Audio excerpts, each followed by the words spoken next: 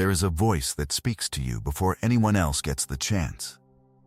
You hear it in that split second between waking up and remembering who you are. It's there in the heavy silence right after you fail. It waits in the dark behind your eyes, and it has been talking to you since before you even knew how to speak. Most of us never actually meet this voice face to face. We live inside it, the way a fish lives in water, completely oblivious that the current directing our lives isn't the outside world pressing in. It's a private, endless tribunal. It sentences us over and over for crimes we can't even name. You look in the mirror and call yourself lazy.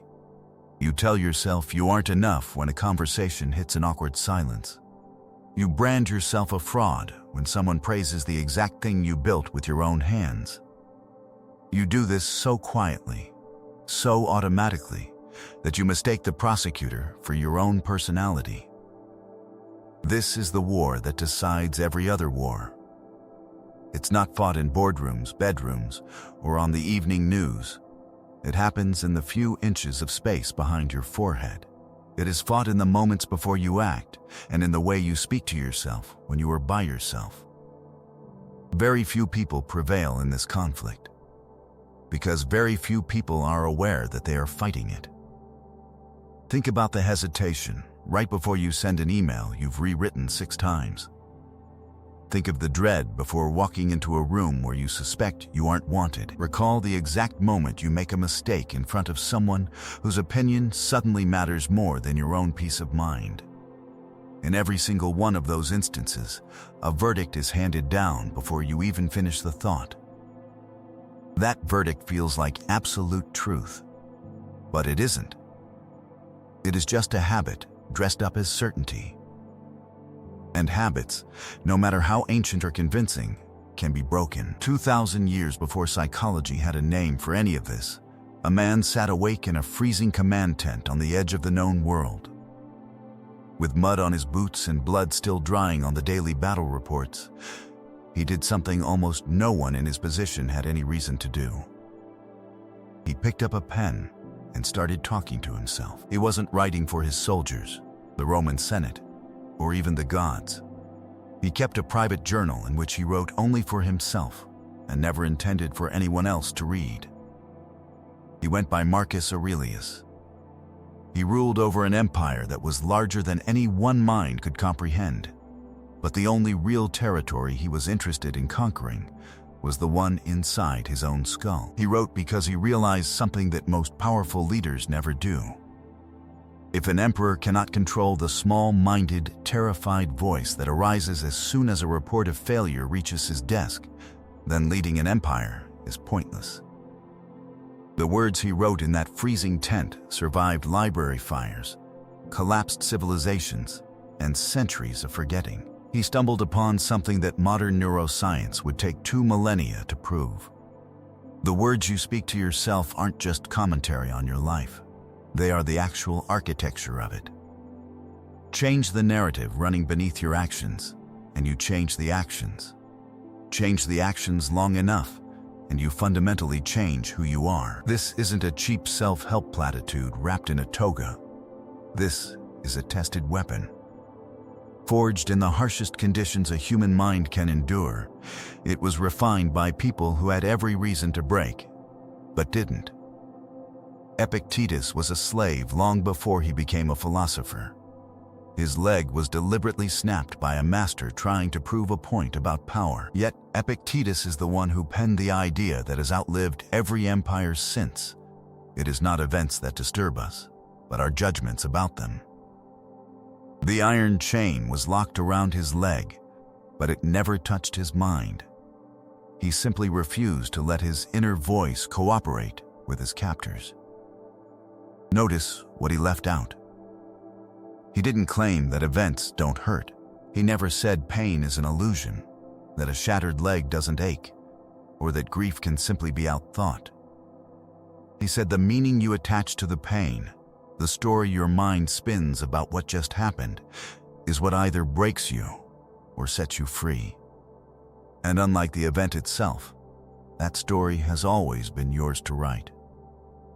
Most of us never learn this. We've never been forced, the way Epictetus was, to find that 1 square inch of human existence no external force can ever touch. Then, there was Seneca. As tutor to the emperor who would eventually order his execution, he wrote letters to a friend that read less like philosophy and more like psychological surgery. He was cutting away the soft rot of self-pity and cauterizing the wounds of self-doubt. Sentence by sentence, he forced himself to become a man who could face an assassin's blade with the same calm he used to face a difficult morning. He wrote about rehearsing hardship in advance. He would sit with the image of total loss before it ever arrived. Not to invite suffering, but to strip it of its power to ambush him.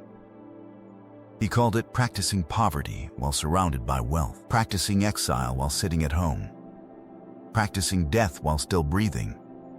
When the blade finally came, sent by the very student he had mentored, he met it the way a man meets a scenario he has rehearsed 1,000 times. These weren't men who had easy lives and decided to write pretty poetry about resilience. Since complete collapse was the alternative, they employed language as a scalpel. Let's descend into what they actually understood.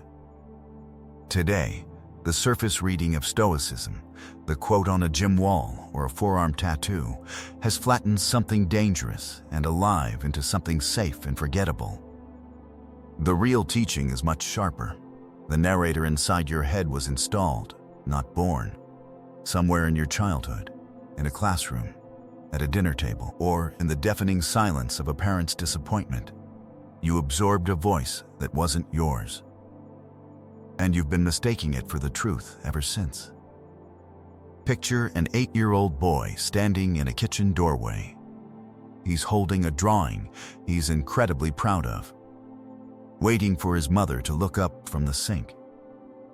After giving it a brief glance and saying, "That's nice," she returns her attention to the dishes. Nothing overtly cruel happened, no massive trauma in the clinical sense. But something was quietly recorded that night. A script was written. What you make is not quite enough, and by extension, neither are you.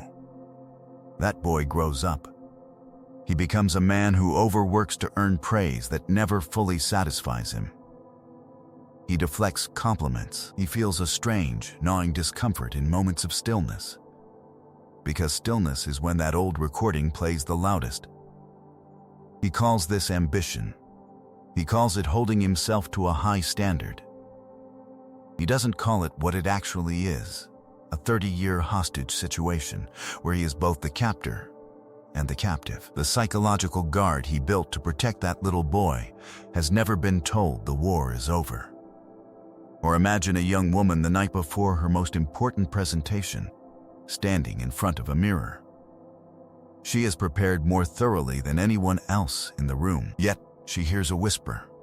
Not her own thought exactly, but something that sounds suspiciously like an older sibling's offhand comment from a decade ago.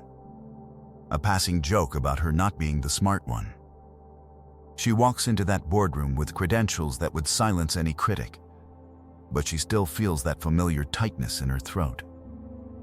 She shrinks her own voice before she even opens her mouth. She overprepares because a buried part of her is still trying to win a case that was closed before she even understood what a courtroom was. This isn't just insecurity. This is psychological architecture. It was built by someone else, inhabited by you, and paid for daily in a currency you never agreed to spend. Carl Jung wrote centuries after the Stoics, but he was tracking the exact same predator.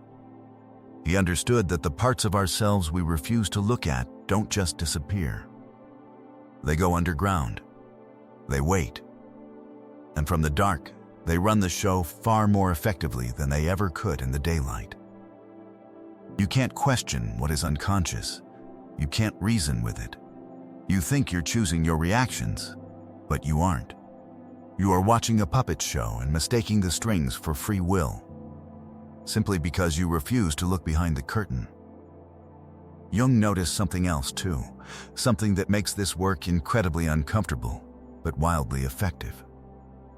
The shadow doesn't just hold our trauma, It also holds the parts of ourselves we were taught to be ashamed of. The ambition that a quiet household labeled arrogance.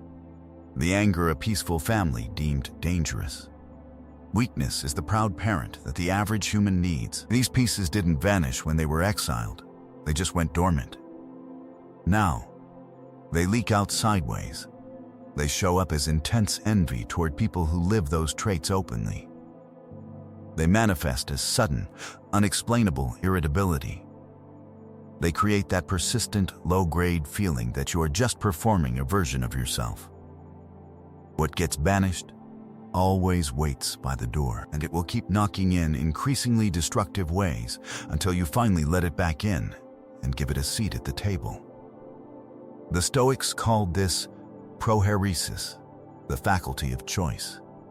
They insisted it was the single thing no external force could ever touch.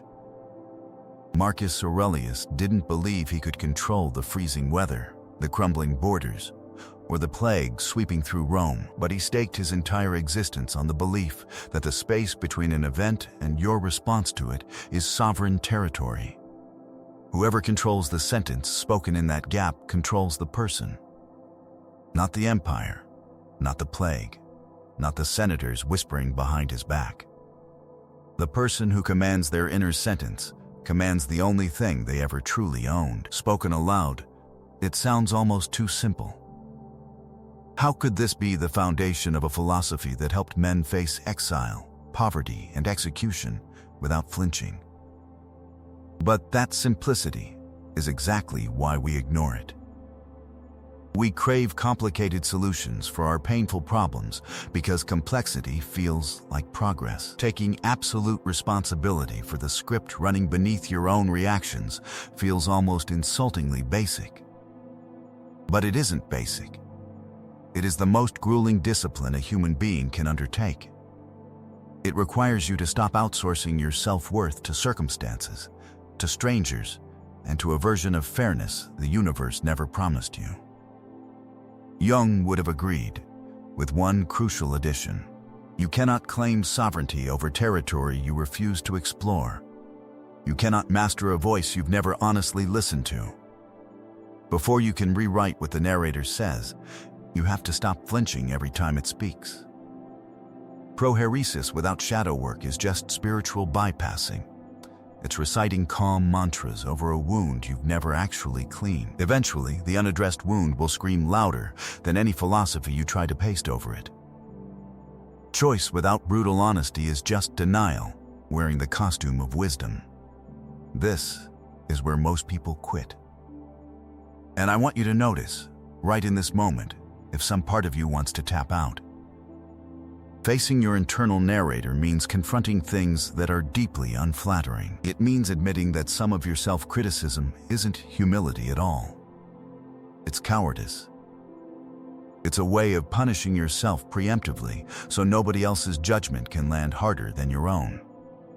It means accepting that your desperate need for validation isn't a quirky personality trait.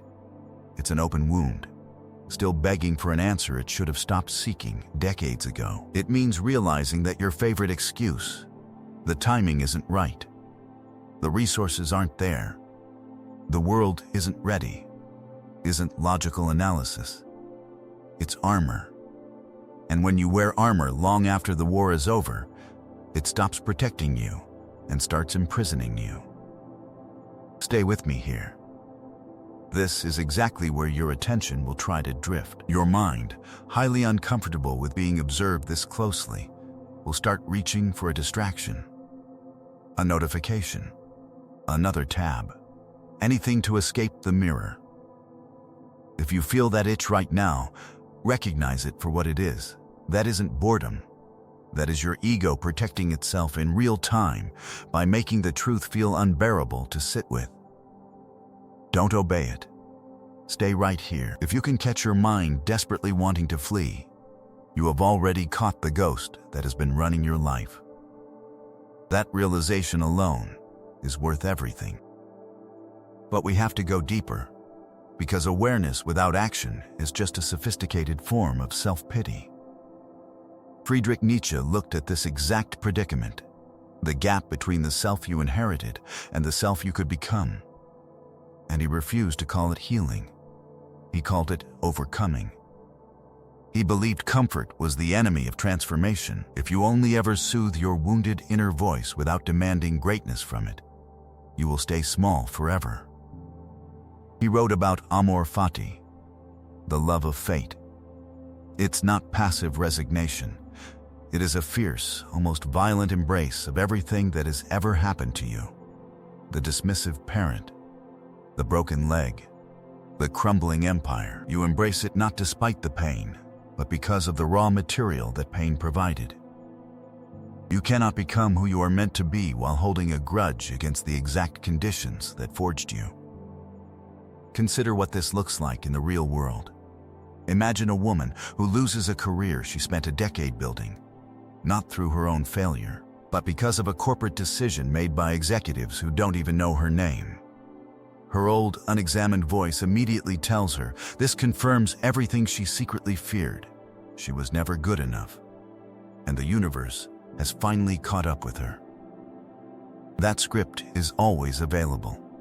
It's a well-worn, cheap path, and grief often makes cheap paths look like the unvarnished truth. But there is a second option, one that doesn't deny the devastation and doesn't pretend this massive setback is secretly a beautiful gift.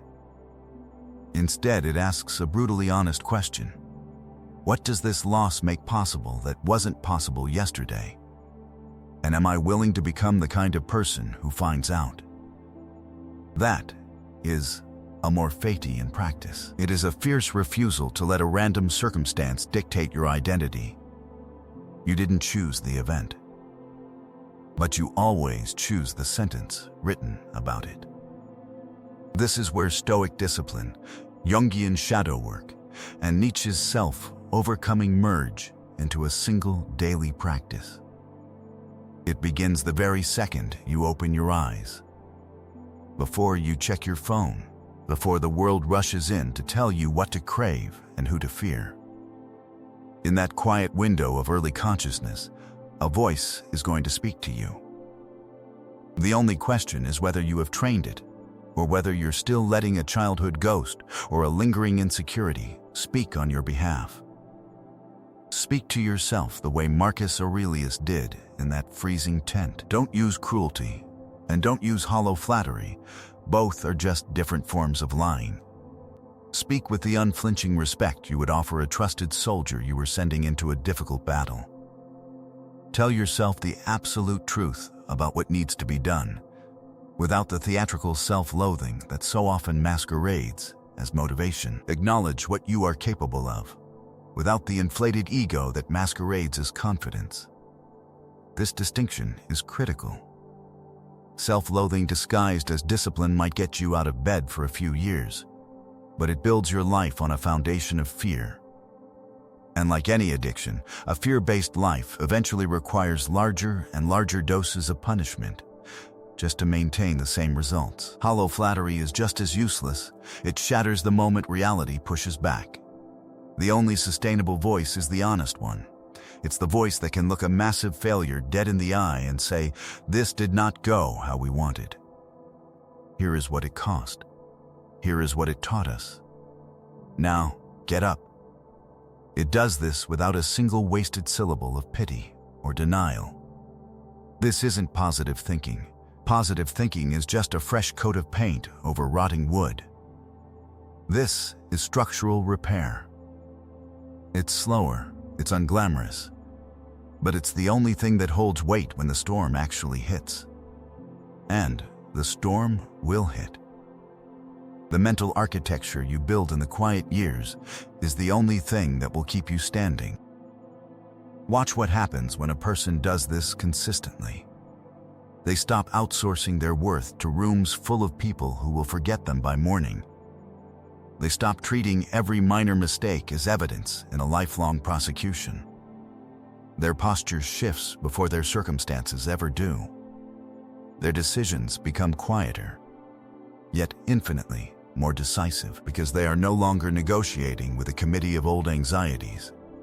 People around them can feel it. It's a gravitational pull, the presence of someone who no longer needs the room's permission to exist. This isn't manufactured charisma. It is the natural byproduct of a mind that has finally won the war against itself. But do not mistake this for a final destination. The Stoics never promised a permanent finish line. Near the end of his life, Marcus Aurelius was still writing down the exact same lessons he had studied as a young man. The old voice never truly dies. It just loses its authority the more consistently you meet it with something stronger. This isn't a conversation you have with yourself once. It is a daily, sometimes hourly, negotiation. You practice it the way a master swordsman still practices his swing. Because the day you stop is the day the old reflexes creep back in. There will be mornings the old voice wins. There will be days when the shadow screams louder than your discipline. A passing comment will sting. A lack of validation will tighten your chest. An old rejection will reach across the decades and hit the exact soft tissue it always knew how to find. That isn't failure. That is simply the terrain. Anyone who promises you a permanent, unbroken state of calm is either lying to you or trying to sell you something. Even the Emperor of Rome had mornings where he argued with himself just to get out of bed. He reminded himself that he was built for labor, just as a bird is built for flight. His greatness wasn't the absence of resistance. It was his flat-out refusal to let that resistance write the final sentence of his day. He argued with himself in the dark, got up anyway, and did it again the next morning. That is what the practice actually is. It's not a cure. It's a discipline. It's a daily act of building something worth inhabiting, brick by unglamorous brick, in the privacy of a mind no one else will ever fully see. The reward on the other side of this unglamorous labor is almost unbelievable. The voice you train in the dark inevitably bleeds into the light. It changes how you handle conflict. It changes how you process criticism and praise without being swept away by either. People instinctively realize they are dealing with someone who can provide for themselves everything they use to seek from the crowd. You cannot fake or borrow that kind of power. It has to be built, sentence by private sentence, in rooms where no camera is rolling.